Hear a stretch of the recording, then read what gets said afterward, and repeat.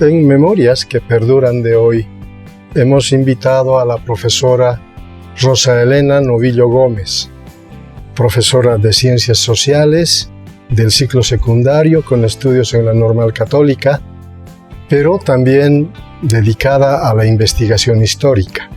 Estaremos hablando de la semblanza de la profesora Rosa Elena Novillo Gómez. Muy agradecido por participar del programa Memorias que Perduran y su saludo inicial para los internautas que ven el programa Memorias que Perduran. Muchísimas gracias, licenciado Constantino. Muy buenas noches a todos los internautas. Espero que esta entrevista sea muy amena y productiva para todos ustedes.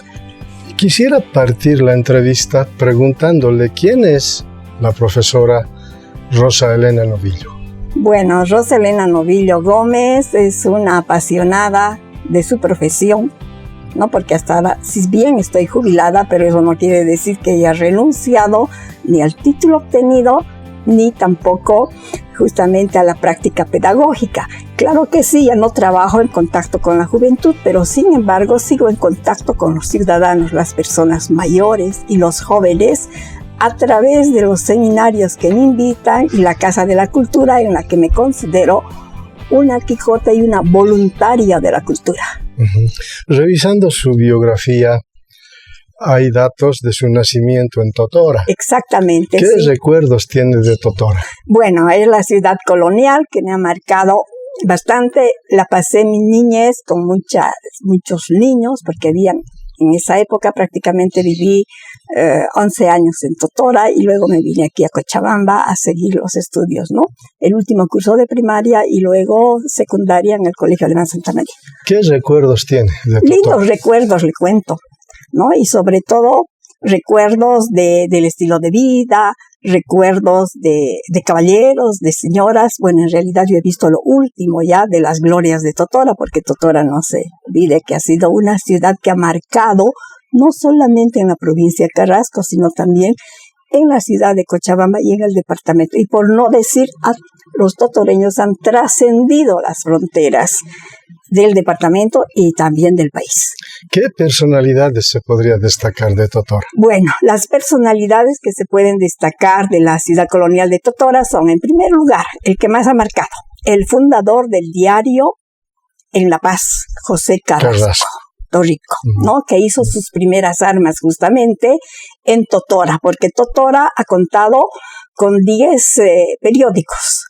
10 periódicos, ¿no? 10 números, claro que no han sido tan permanentes, pero sin embargo ha marcado, ¿no? Y eso denota la gran cultura y que había muchos abogados. Y usted sabe que los primeros investigadores y periodistas han sido justamente los abogados.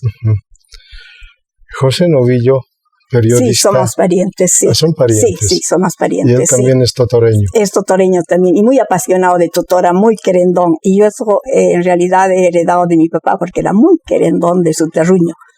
¿No? Inclusive realizó una primera exposición con documentos, justamente, ¿no? Con bibliografía producida por totoreños, los periódicos, y también para un poco amenizar, porque no solamente se puede presentar aisladamente una disciplina de conocimiento, sino que todo está integrado. El ser humano es un ser que está relacionada con todas las facetas de la vida, ¿no? Entonces, de pintura, que fue todo un éxito, y yo lo considero como un pionero en ese campo, justamente, y también de la difusión del turismo, ¿no? Porque se realizó acá en Cochabamba, en la Casa de la Cultura, en Portales, y posteriormente se llevó la exposición a la ciudad de La Paz. Hablaremos de eso en su momento. Sí. ¿En qué circunstancias deja Totora? Bueno, ¿en qué circunstancias? Porque ella era necesario abandonar, pues porque ella, como todo el mundo, abandonaba la ciudad porque había cambiado prácticamente el uso económico, ¿no? Ya no habían más condiciones para seguir viviendo, ¿no? Eso pasa. Es igual que los grandes imperios, ¿no? Que nacen, crecen y mueren. Y lo mismo pasó con Totora. ¿Qué cambios ha encontrado de la transición de Totora hacia la ciudad? Bueno, casi no se notaba mucho. No.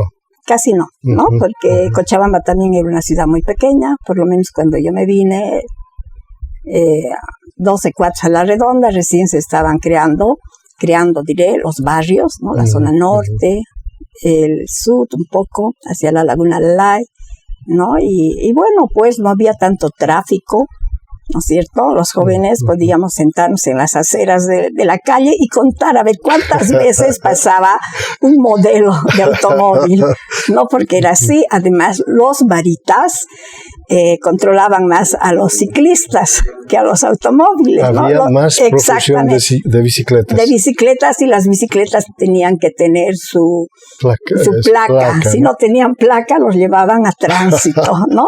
Y otra anécdota muy linda también es recordar, ¿no? Cómo les barreaban a las cholitas, ¿no? En la barra de atrás. De la bicicleta. Sí, en la bicicleta, ¿no? Que era el vehículo más usado también por los estudiantes, ¿no? ¿Y cómo es que decide estudiar en la normal y ciencias sociales? Sí, la verdad que siempre he tenido un interés y me atraía siempre la historia. Esa es la verdad, ¿no? Y por eso es que me he dedicado y me sigo dedicando hasta ahora a la investigación tanto de la historia, la difusión de la historia y también a recopilar las tradiciones y costumbres. Y estoy tomando como referente Totora porque veo que Totora ha sido un gran referente en cuanto a las tradiciones y costumbres. Y también la gastronomía. Modestia aparte, le voy a decir que las culinarias totoreñas han enseñado a cocinar con un buen gusto, sabroso, y han sabido combinar los ingredientes, tal vez por la tradición española, ¿no? Y también de los quechos. Son dos culturas que se han combinado y de lo mejor de cada cultura pues se ha tomado. ¿Y qué podría destacar de la normal? La normal. Todavía me ha tocado vivir en las glorias de la normal, ¿no? Ya he tenido catedráticos que realmente me han marcado también. Por ejemplo, hizo sus primeras armas el gran historiador Antonio Mitre, y él fue mi catedrático un año, pero se ve que yo aproveché mucho sus enseñanzas. Luego se fue al Brasil. Luego tuve como catedrática también una italiana que nos daba pensamiento político, excelente, creo que también aprovechado mucho y me ha dejado también una semillita, ¿no? Para hacer los análisis políticos históricos de nuestra historia. Y otros catedráticos también, ¿no? Las españolas sobre todo. Luego su primer trabajo sí, refiere Punata. Sí, en Punata, exactamente, allí he estado 2 años, ¿no? Hice muchas amistades, realmente la pasábamos bomba, como se dice. Los días martes nos íbamos a la feria y a servirnos el platito, pues, emblemático de Punata, ¿no? El chicharrón. Ya sea el chicharrón y también el platito cusqueño, que es el platito emblemático por excelencia, y se llama cusqueño porque ellos hacían uso del ají colorado en vaina. De ahí viene el nombre de cusqueño.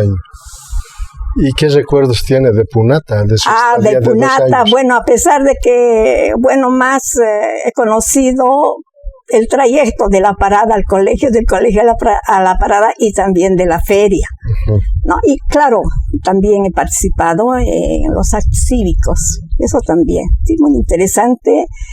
Y realmente Punata pues es la perla del valle y bueno, ha dado mucho también en la historia, grandes personajes, ¿no? Y en la economía. Y sabemos, ¿no?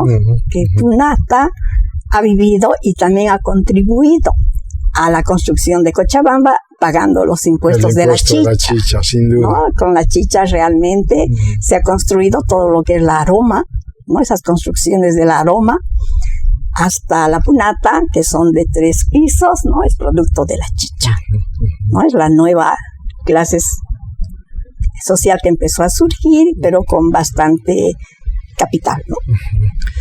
Y bueno, su actividad docente, ¿qué le ha deparado? Bueno, tengo muy lindos y gratos recuerdos. Siempre se ve que he sido una profesional muy inquieta, ¿no? Siempre, desde un principio, una vez que me vine de Punata, empecé a participar ya en los congresos internacionales pedagógicos, y se ve que allá he contribuido bastante.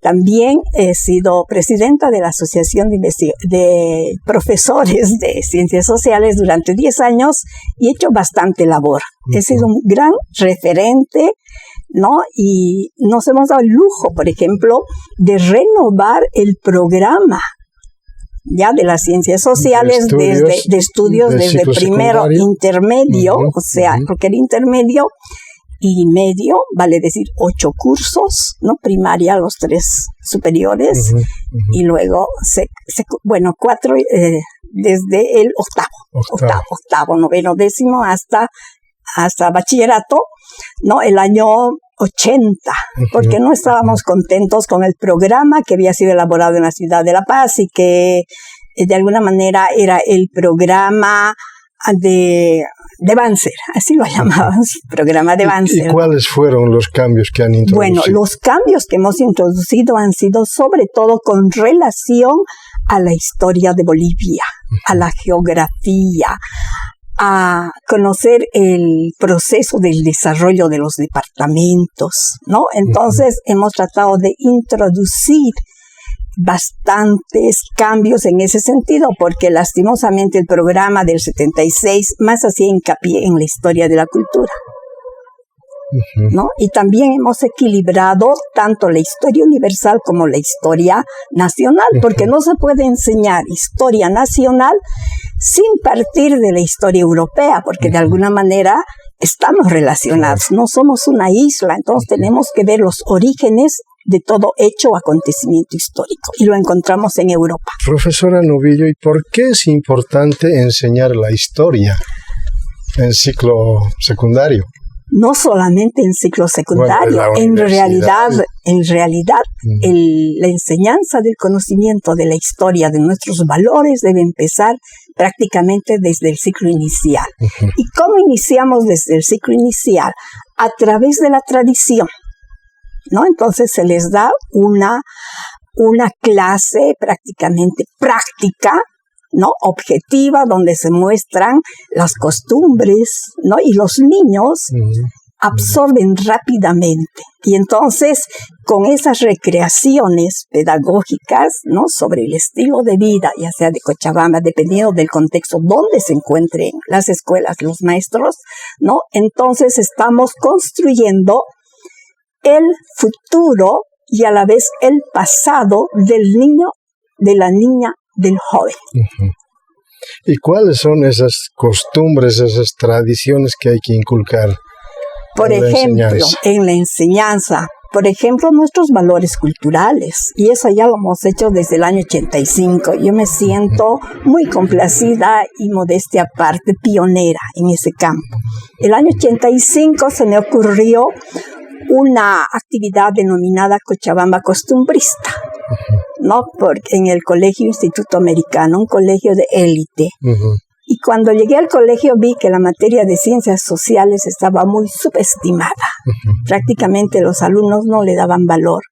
Entonces ese hecho me motivó para planificar justamente esta actividad de Cochabamba Costumbrista y recuperar de un plumazo, como se dice, las 5 fiestas más importantes de Cochabamba y que se replican en el resto del departamento, comenzando por Carnaval.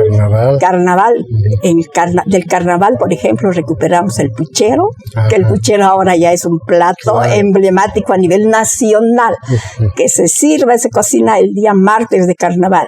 El chayaco, ¿no? Pero el chayaco quechua cochabambino, ¿no? Que no tenía tantos elementos como ahora, bueno, vemos que es más mercantil, ¿no? Y a propósito, ¿cómo era el chayaco? El chayaco que se hacía el martes de Carnaval en Cochabamba era a base del carbón, por supuesto, ¿no? Como combustible, el incienso, el copal y, por supuesto, previamente, una vez encendida, se echaba con mucho respeto, ¿no? El incienso, entonces lo que se hacía era rezar y luego encomendarse a Dios, a Jesús en realidad, ¿no? Y a la Virgen, que era la intercedora, ¿no es cierto? Y para chayar las casas sobre todo, ¿no? Entonces lo que se hacía era tomar un poco de chicha y libar con los dedos con mucho respeto. Libar quiere decir mojar un poco el dedo y luego echar a la Pachamama, esparcir a la Pachamama, ¿no? Ahora, otra costumbre también de los cochabambinos ha sido enterrar el primer plato del puchero a la tierra. Y eso lo hacían todas las clases sociales, una costumbre, ¿no?, que la aceptaron también los españoles y la han difundido también ellos, ¿no? Pero con mucho respeto, sin nada de exageraciones, ¿no? Se ha referido al carnaval, pero sí, faltan 4. Sí, todavía faltan 4 fiestas. Sí, el carnaval. Hay otra cosa más. Le digo que las coplas también las hemos recuperado.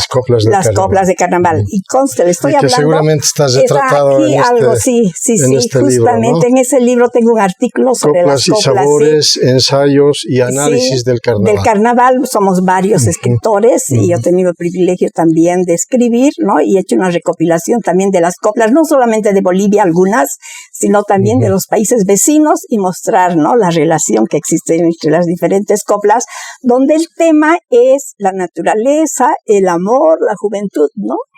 Cantar a la alegría, ese es el tema de los carnavales. Y luego del carnaval. Luego del carnaval venía para nosotros, para la estructura, Santa Veracruz. Entonces también la recuperamos y la fiesta de Santa Veracruz. 1 al 3 de mayo. Sí, exactamente, se hacía la recreación exactamente y como plato típico de Santa Veracruz presentábamos algunos platos bueno de la tarde, ¿no? Y que están relacionadas sobre todo con los platitos que más se sirven en el campo, ¿no? Porque es una fiesta eminentemente rural, ¿no? Y claro, para hacer esa recreación, los estudiantes hacían investigaciones, ¿no? Claro. Porque solamente de esa manera es que ha tenido la trascendencia que tiene hasta hoy. Y le cuento que esa fiesta, esa festividad, esa locura de Cochabamba costumbrista trascendió las fronteras del colegio.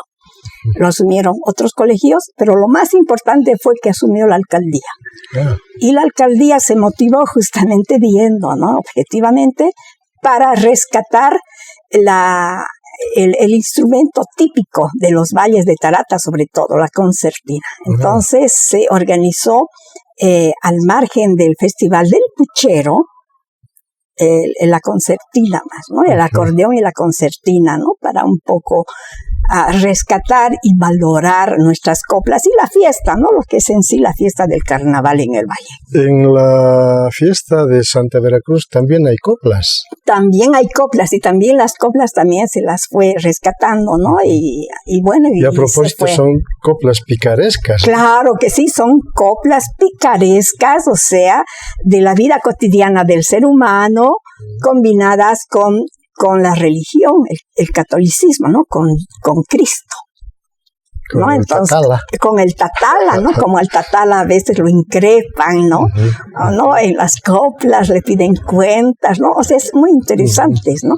Sí. Bueno, Carnaval, Santa Veracruz, Urcupiña. Urcupiña. Entonces, en la recreación de Urcupiña se hacía la representación de los 3 días, le cuento, ¿no? Y los muchachos eran tan entusiastas que inclusive hacían la recreación de la colina. De Cota, se llevaban camionadas de piedra para hacer la recreación del sacado al colegio de piedra. Era tal el entusiasmo que, y le cuento, más que los estudiantes, los que más se posesionaron de esta actividad fueron los abuelos de los estudiantes, porque realmente ellos recordaban su niñez, su juventud, ¿no? Y bueno, ellos eran los que participaban al 100%. Y además, como estaba planificada con objetivos, y usted sabe, cuando un proyecto está muy bien planificado con objetivos, entonces no muere. Habrán obstáculos, ¿no es cierto?, para llevar a cabo la acción, pero siempre se logra, ¿no?, llegar al fin, a la meta. Pero en este caso ha sobrepasado prácticamente las expectativas, ¿no? Que también, de paso, voy a mencionar de que no solamente los colegios, las alcaldías han asumido, ¿no?, esto del rescate, sino que también ha influido en los dos sistemas, en las 2 reformas que se han llevado a cabo, la del 94 y esta última también, que ha tomado como referencia, porque ya estaba todo hecho.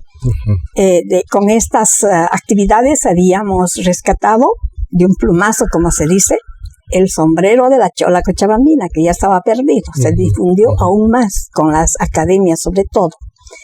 El quechua, porque hacíamos la elección de la cholita cochabambina.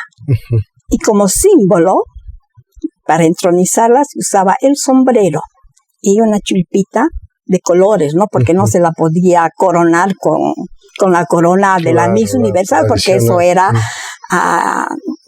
se descontextualizaba la esencia, ¿no? Como aquí se trataba de mantener justamente el contexto, ¿no es cierto?, ¿no? Y a bailar cueca. Entonces, esos eran los requisitos. Que diga unas palabritas en quechua, que sepa bailar la cueca, ¿no es cierto? Eso para coronar. Y también se mandó a hacer una medalla de plata que se iba pasando. Y en la medalla de plata, como no podíamos manejar solamente Cochabamba como una isla, sino integralmente. Entonces, en la medalla de plata iba, encima del sombrero de la chola cochabambina, la cantuta, símbolo de Bolivia. Bueno, ¿no? hemos hablado del carnaval, de la fiesta de Santa Veracruz, la fiesta de Urcupiña. De Urcupiña, y hacíamos la procesión, por supuesto, también, y la entrada, porque se prestaba el colegio, ¿no? Es que es un escenario fantástico y aprovecharé para decir que es el colegio ecológico más antiguo centenario que cuenta Cochabamba, y que yo creo declararlo patrimonio el Instituto Americano. El Instituto Americano.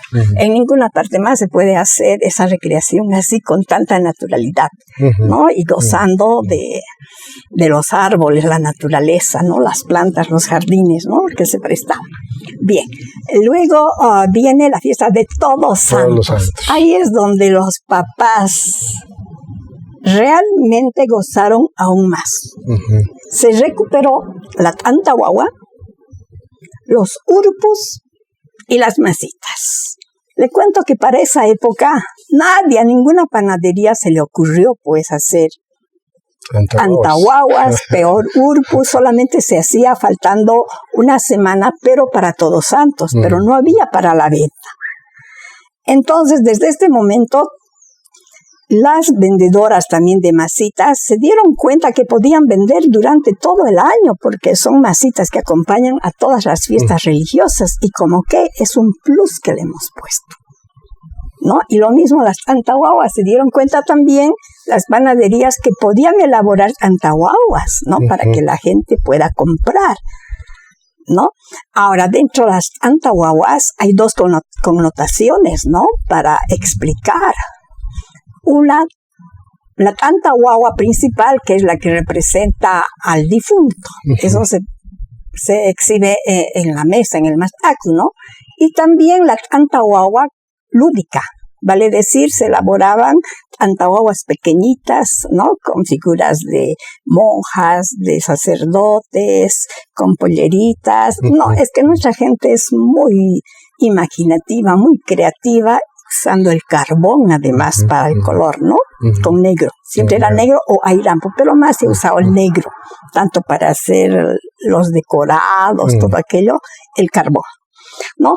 Entonces, estas antahuahuas lúdicas, que era para que jueguen las niñas, porque en esa época había escasez, estamos hablando de principios del siglo XX, ¿no? Hasta los 80, diríamos que había escasez de juguetes y eran muy caros. Entonces las muñequitas suplían esa escasez y las niñas se guardaban pues las antahuahuitas muy bien elaboradas, ¿no es cierto?, para poder jugar. Y lo mismo los muchachos, los urpitos, ¿no?, las palomitas y todos los animalitos que se podía elaborar viendo el entorno, ¿no? Claro, y con los animales domésticos con quienes convivían, ¿no? Porque es lo que se hace, recrear lo que uno observa, ¿no?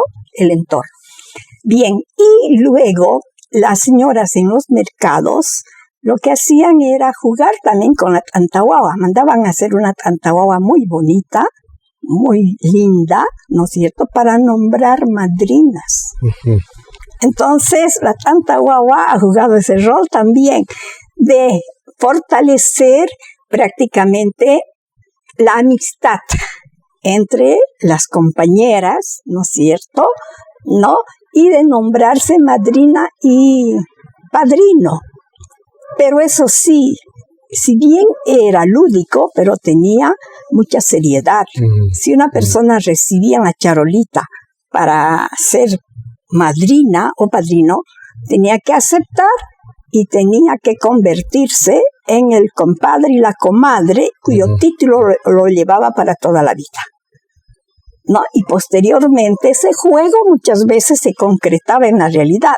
Entonces, si eran jóvenes, claro, se casaban, tenían hijos, entonces lo que hacían era ratificar a su comadre, al padrinazgo y al compadre, ¿no? Entonces, fíjese, una actividad tan linda y que se ha olvidado, ¿no? Y que yo estoy tratando de registrar y de escribir, ya lo tengo preparado, y justamente en este último encuentro, ¿no? Iberoamericano número 19, he tenido la oportunidad de presentar mi ponencia sobre ritos y costumbres de Cochabamba, que les ha encantado, les ha hecho vivir realmente.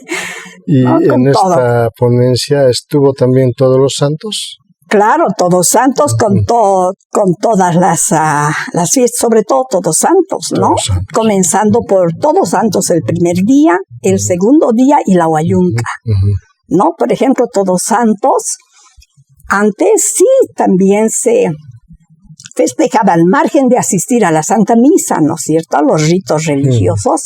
Las familias lo que hacían era mandar a cocinar un plato especial. Yo le voy a hablar de Totora y de las provincias cercanas, ¿no? Porque tienen el mismo origen Mixque y son las mismas familias Mixque que se separó, ¿no? Entonces lo que hacían era preparar el famoso uchuco. El uchuco que ahora felizmente ya ha tomado carta de ciudadanía a nivel nacional, creo, sobre todo con el festival que se organiza. Y ese plato en realidad yo lo he sacado del anonimato, porque les dije, el plato que va a representar Todos Santos va a ser el uchuco, pero yo pensaba en Totora, en el uchuco de Totora, ¿no? Y como habían también colegas de origen aiquileño, de Aiquile, entonces ya nosotros vamos a hacer preparar el uchuco aiquileño, ya listo, perfecto. Y de esa manera ¿cuáles son los ingredientes del uchuco? Los ingredientes. Ahora, primero diremos brevemente que el plato uchuco es un plato ostentoso. ¿Por qué digo ostentoso? Porque consta de 3 carnes: lengua de res, pollo y asado de pato. O en otros casos, en lugar de pato, pavo, ¿no? Entonces, como ven, no es un plato barato, es un plato para gente que tiene recursos económicos, ¿no es cierto? Y acompañado por el futi de chuño, ya un arroz gratinado con queso al horno, y en otros casos también hacen el fideo, macarrón grande, también gratinado al horno, pero que lleva queso y huevo, ¿no? Pero eso se sirve en pequeñas cantidades, ¿no es cierto? Ahora, y lo que corona es el relleno de papa, ¿no? Con queso. Y lo más importante, en Totora usted sí va a ver muchos árboles añejos del ceibo o el chilicchi. Y lo mismo creo que en Aiquile hay, pero hay menos, pero hay más en Totora, ¿ya? Entonces las flores del chilicchi, que llamamos comúnmente los gallitos porque se parecen mucho a los gallos, entonces de esa flor descubrieron que se podía preparar un bocadillo muy agradable, que es el relleno de chilicchi o el frito de chilicchi. Entonces los 2 fritos acompañan también al plato. Y claro, el rey del plato es el ají colorado en vaina, pero muy bien elaborado. Y la salsa, que es a base de un pan especial o dobladillo especial que se hace para un poco dar cuerpo, ¿no? Eso es lo que le da un cuerpo muy especial al uchuco, ¿no? Y realmente ese plato requiere muchas horas de elaboración, no se puede elaborar en 30 minutos, ¿no? Porque tanto la lengua como el pollo tienen que cocer prácticamente en la salsa que ya está previamente precocida. ¿Y ¿no? cómo ese ha sido posible replicar esto y hacerlo un poco más universal, digamos, en el país. Sí, pues es que como he ido siempre escribiendo, sacando notitas, haciendo notar el valor de este plato, todo aquello, entonces los aiquileños se han dado cuenta que realmente, ¿no?, lo que les identifica no solamente es el Festival del Charango, sino que el festival tiene que ir acompañado también con la gastronomía. Y es el uchuco. Entonces dieron cuenta del uchuco.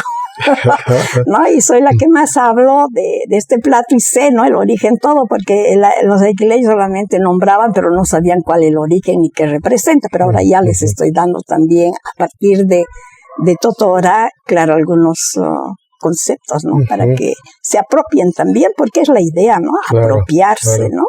Y a mí me encanta que hagan este festival de uchuco, ¿no? Y sabemos, todos saben, y cada quien sale a su favor, ¿no? Dice, no, el misqueño es más rico, el totoreño es mejor, el aiquileño. Seguramente. No, y yo les digo, para que no peleen, no, el plato uchuco, y además es misqueño, dicen uno, no, es totoreño, otros, y para evitar peleas, y con un poquito de inteligencia, yo no, el plato uchuco es el plato del cono sur. Del cono sur, sí. Para y que cada región le pone su diferencia, ¿no?, de sabor, ¿no es cierto? Etcétera. Bueno, hemos estado rememorando la actividad del colegio. Sí. Todavía falta una tradición. Sí, Navidad. Y ahí las coplas. Ahí le cuento para las coplas cómo hacía yo la recuperación. No había todavía mucha difusión tampoco de las coplas. Imagínense, de 32 años le estoy hablando, ya del siglo pasado, ¿no? Entonces, lo que yo hacía era recurrir a mis tías muy mayores, para que recuerden las coplitas que cantaban de jovencitas. Entonces, lo que hacía yo era escribir. Y en esa época pues, no había las fotocopiadoras con las que contamos ahora. Entonces yo tenía que hacer multicopiar en el famoso stencil de alcohol. Imagínese la multicopiadora, todo era artesanal. ¿No? Artesanal, tampoco tenía mucho apoyo de la televisión porque hablar de estas cosas todavía no llegaba a su mente, ¿no? Porque además estos conceptos también recién los hemos ido conociendo a partir de los 90, ¿no? Prácticamente con la difusión justamente de la recuperación de las tradiciones a nivel mundial, ¿no? Sí, y la huayunca, porque hacíamos la huayunca más allá, ¿no? Y en la huayunca, claro, lo que hacían era cantar las coplas. Hay otra cosa. Las coplas de la huayunca. Y otra cosa, también los motivé a que ellos, tomando como contexto el colegio y que son estudiantes, empiecen a crear también coplitas, sí, con temas estudiantiles, y mezclaban con el quechua. Hay que ver cómo componían, ¿no? En su media lengua. Era muy interesante cómo esa juventud, esa muchachada se identificó con todas estas nuestras costumbres, nuestra cultura. Entonces, el mérito del colegio ha sido de que la escuela le ha devuelto al pueblo sus valores y costumbres, sistematizado, ¿no es cierto? Para que así se sienta orgulloso y no se olvide, y más bien se refuerce. Y hoy estamos a 32 años con esta gran labor, que ya es fácil, ¿no? De hecho, cualquiera ya se sube al carro. La Huayunca está y hasta ahora sí. Hasta la fiesta de San Andrés. Pero claro, durante un mes, sí. Y lo lindo del colegio era como habían molles macizos, entonces aprovechábamos el molle para armar la huayunca, ¿no? Y que ahí empiecen a cantar sus coplas, ¿no? Entonces es una actividad muy linda. En toda una mañana hasta las 4 de la tarde hacíamos. Y luego Navidad. Para Navidad, ¿qué hemos hecho? Hemos recuperado, en primer lugar, el armado del pesebre, como hacían nuestros abuelos, ¿no? Claro, es una herencia también española, pero ahí está también la imaginación de nuestra gente, del quechua, ¿no? Y como los villancicos, también los recuperamos, los villancicos, y de ahí surgió también la idea de convocar a la recuperación de los villancicos, y la alcaldía también durante una temporada ha hecho, ¿no? Ha organizado justamente un festival para recuperar los villancicos. Luego la gastronomía. ¿Qué cosa acompaña a Navidad en Cochabamba? Entonces, lo principal, los pastelitos. El pastel ha sido el rey. ¿No? El pastel con relleno de queso y relleno de jigote. El jigote, ¿no? Y no solamente se hacían los pastelitos que eran pequeños, ¿no? Medianos, diremos, también elaboraban pastelitos pequeños, pequeñitos para el niño. Entonces se ponían en charolitas, ¿no? O en paneritos coquetos, ¿no? Los pastelitos en el pesebre. Y esa era la atracción para los niños, para robarse, ¿no? Sin que se dé cuenta el niño, ¿no? El pastelito. Sí, eso. De Navidad. Y así, de Navidad, ahora, ¿no? Y el api y también el coco. El refresco de coco, ¿no? Que es muy tradicional en Guayaquil, porque hay zonas que producen coco, ¿no? Es el coco que le llaman común. ¿Recuerda algunos de esos estudiantes que participaron en todo este movimiento? De recuperar la tradición, la cultura. Claro que sí, Ninosca Lazarte. Ninosca Lazarte, comunicadora, ¿no es cierto? Y así hay varios exalumnos que están ahora en la alcaldía también y me recuerdan mucho, me tienen mucho cariño, ¿no? Y me dicen, usted siempre es referente, y siempre nos está motivando en todos los campos.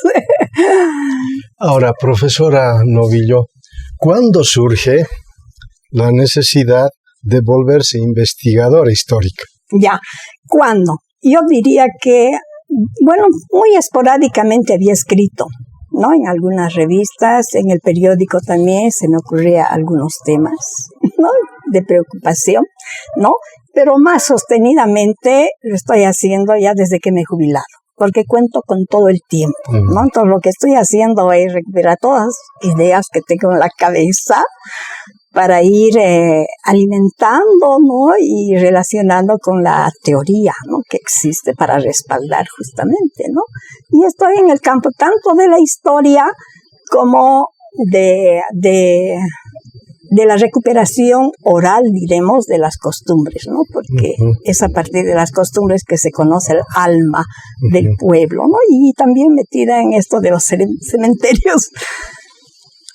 Tiene una amplia producción bibliográfica. Sí. Si pudiéramos referirnos a estos libros que ha logrado Bueno, aquí escribir. Se tiene, por ejemplo, aquí está la recuperación del carnaval, que tuve el privilegio de escribir, tener un espacio, por ejemplo, en los tiempos. Cochabambino, sí, ¿no? Fiesta, tradición y color. Sí, ¿no? A partir de esta memoria, pero en realidad el mérito no es mío propio. Lo que yo he hecho ha sido un poco escribir y respetar la autoría. Es la autoría de mi papá. Son sus memorias de él. Y que con Gustavo Rodríguez habíamos publicado en los tiempos, ¿no? En una plana central, ¿no es cierto? Y yo di muchos datos muy interesantes que se le fue a Gustavo, pero después los tomó también él y me alegra. ¿No? Porque hay que compartir. Hay que compartir y enriquecer. Claro. ¿No? Y muchos en Quillacollo también, tomando como referencia, están tratando de recuperar. Dicen, pero si aquí también se hacía lo mismo, entonces están recuperando. ¿No? Y justamente esta revista me dio la oportunidad para un poquito escribir, ¿no? Sobre las esta actividad de Cochabamba costumbrista, entonces está publicada ya. Una actividad socioeconómica, cultural, que trascendió las aulas pedagógicas. Sí, y ahí hay precisamente de lo que hablamos en el Instituto Americano. Sí.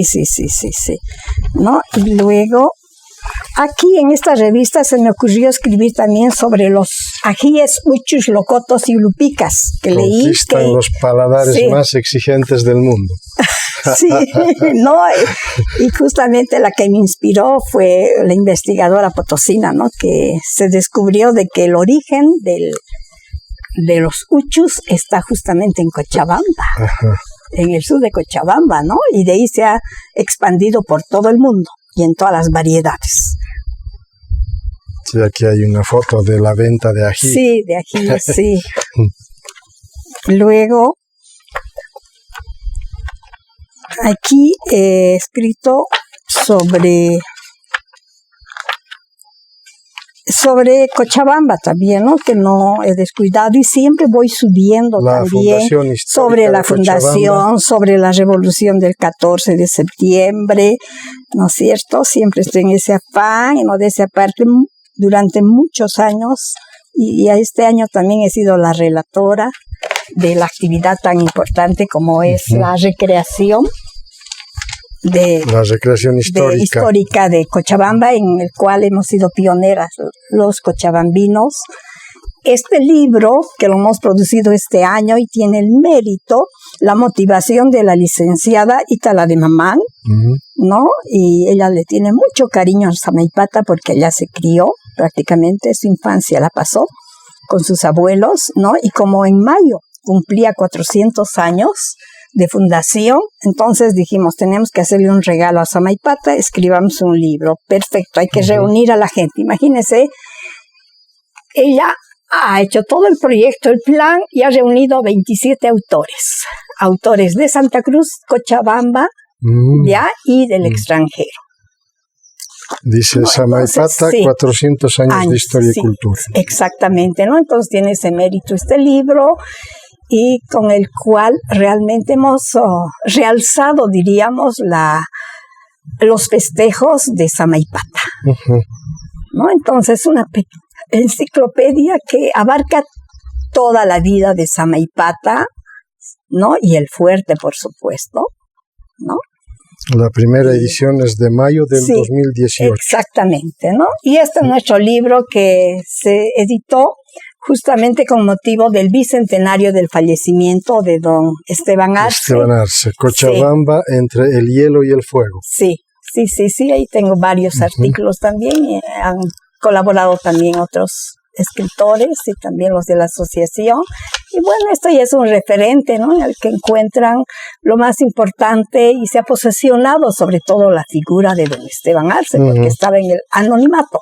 Y por otra parte también se ha posesionado el rol de Cochabamba en la revolución, ¿no? En las guerras de la independencia.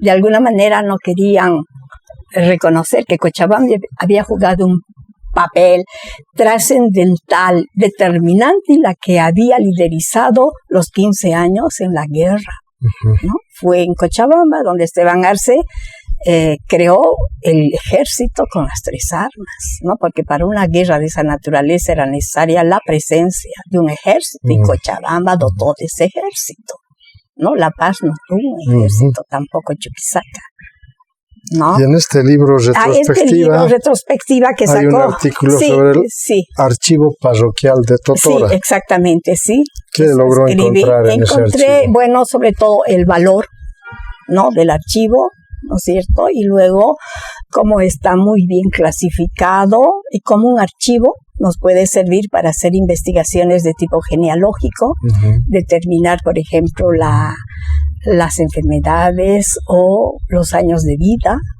¿no? Y nos arroja otros datos más importantes, ¿no? Qué personajes han vivido. Y bueno, realmente un archivo es un repositorio muy rico.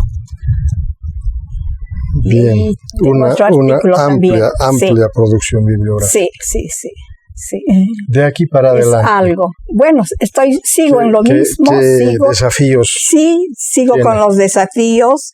Sigo prácticamente, lo que voy a tener que hacer es reunir todo lo que he escrito, todas las conferencias que he dado, y yo creo un libro. Hace falta, amerita un libro. Publicar otro libro. Sí, un libro con todo lo que he producido.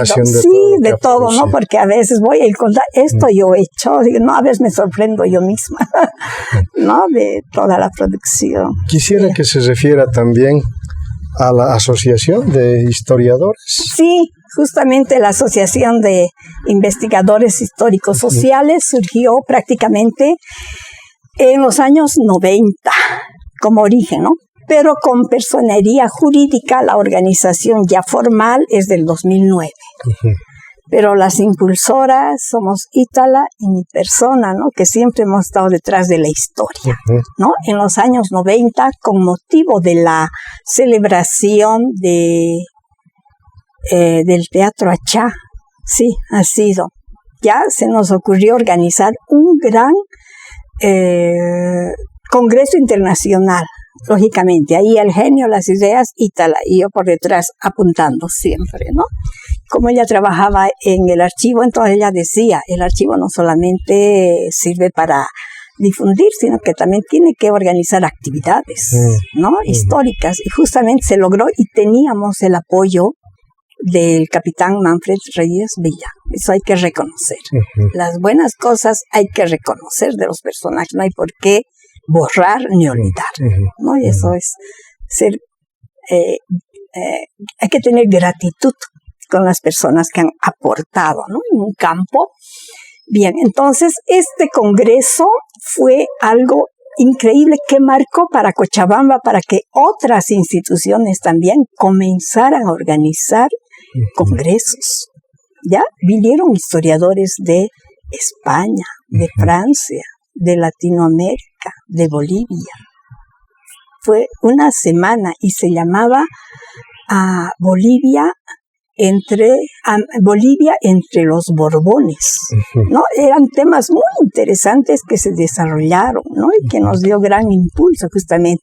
Y en esta o en otra revista la tengo justamente el informe que escribí, ¿no? Porque eso no se podía olvidar, había que registrar. Profesora, ¿y qué historiadores están integrando la asociación? Ya, la asociación integramos, como presidente está el ingeniero mecánico, es él, pero que está también muy interesado y hace años que se dedica a la investigación histórica, Franklin Arce. Y por cierto es un descendiente también de Esteban Arce. Tarateño. No, tarateño, ¿no? Él. Después está Juan Clavijo, que es economista, pero que se dedica a la investigación histórica, trabaja en Sidres, está como vicepresidente, yo como secretaria, como paz presidenta, la licenciada Ítala, que yo creo que ya ha descansado, la vamos a volver también a nombrar cuando haya una nueva elección. Luego forma parte Susi Portillo, que es socióloga, también hace investigación histórica, Guido Guzmán, ¿no? Que ha trabajado también en el archivo. Artista plástico, me parece que es. No, él es sociólogo y es también profesor de música. Ya. ¿Sí? ¿No? Después está el doctor Osvaldo Trigo, que es médico, pero que también se dedica a la investigación histórica, tiene varios libros publicados. A ver, ¿quiénes más estamos? Me estoy olvidando de varias. David Pereira forma parte también de la institución, antropólogo. ¿Quiénes más estamos? Bueno, ahora se me ha ido la... Bueno, no. Algunos son, ya. Bueno. Sí. Profesora Rosa Elena Novillo, agradecerle por esta entrevista, por haber compartido esa su pasión por la historia. Su despedida del Muchísimas programa. gracias. Permítame leer este pensamiento y que está en la página justamente de la asociación de investigadores en el Face, que de alguna manera sintetiza el sentir, ¿no? De los historiadores y de los difusores de la historia, porque así nos nominamos. Un pueblo que no enseña historia es un pueblo que pierde su identidad, y una sociedad que margina despreocupadamente la historia en los centros educativos es una sociedad suicida. Este pensamiento lo dijo el expresidente François Mitterrand. Y este otro más, por favor, sí, porque adelante. Como voy manejando tanto la historia como la cultura, ¿no? Y este ha sido el referente justamente para trabajar en esto de los ritos y costumbres, ¿no? Es un pensamiento de Unamuno que dice: la memoria es la base de la personalidad individual. Así como la tradición es la base de la personalidad colectiva de un pueblo, vivimos en y por el recuerdo, y nuestra vida espiritual no es en el fondo, sino el esfuerzo que hacemos para que nuestros recuerdos se perpetúen y se vuelvan esperanzas, para que nuestro pasado se vuelva futuro. Bueno, muchísimas gracias, profesora, por compartir también estas reflexiones y valorar la necesidad de conocer y de recuperar la historia. Muchísimas gracias. Para mí ha sido un gran honor, licenciado Constantino. Le agradezco muchísimo. Gracias, profesora. Amigos del programa, concluimos esta entrevista con la profesora Rosa Elena Novillo, quien nos ha comentado su pasión por la historia, pero además un breve recorrido de aquellas costumbres y tradiciones que aún prevalecen en Cochabamba, pero también en Bolivia. El carnaval, la fiesta de Santa Veracruz Tatala en el caso cochabambino, la fiesta de Urcupiña, la fiesta de Todos los Santos, las Huayuncas, pero también la Navidad. Tradiciones y costumbres que la historia no lo puede perder. Y ahí está el rol precisamente de quienes contribuyen con la historia, recogiendo, recopilando testimonios orales, testimonios escritos, que dan la imagen y la identidad de un pueblo, de una ciudad, de un país. Amigos, gracias por seguir en Memorias que Perduran y les invito a vernos, a escucharnos en el próximo programa. Hasta pronto.